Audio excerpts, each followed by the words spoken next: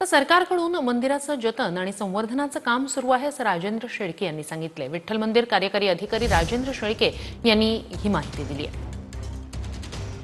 आषाढीचा दिवस आहे, भक्तिमय वातावरण आहे, सगळीकडे अतिशय चैतन्य आहे आणि गाभाराही अतिशय सुंदर सजवण्यात आलेला आहे। तर आपल्याबरोबर आहेत कार्यकारी अधिकारी राजेंद्र शेळकेजी, त्यांना विचारणार आहोत। सर, काय सांगाल, कशा पद्धतीची सजावट आहे? निश्चितच महाराष्ट्र शासनाने मंदिराचं जतन आणि संवर्धनाचं काम सुरू केलं आहे। आपण पाहताय की आता मंदिराचं मुख्य गाभारा असेल, 4 खांबी 16 खांबी या परिसरात जे 700 वर्षापूर्वीचं जे वैभव होतं ते मंदिरास मूळ स्वरूप प्राप्त झालेलं आहे आणि या स्वरूपात साजेशी अशी विद्युत रोषणाई करण्यात आलेली आहे। त्याचप्रमाणे फुलांची सुद्धा सजावट करण्यात आलेली आहे।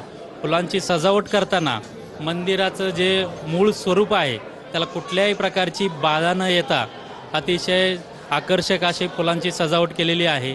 म्हणजे फुलांचे सुद्धा आकर्षण, त्याचप्रमाणे मंदिरात जे आखीव कोरीव दगडात काम केलेलं आहे ते सुद्धा आपल्याला सुंदर दिसतंय।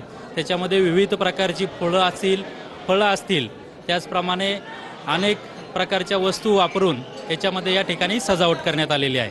कॅमेरामन अभिजित पिसेंसह भाग्यश्री देशपांडे, TV9 मराठी, पंढरपूर।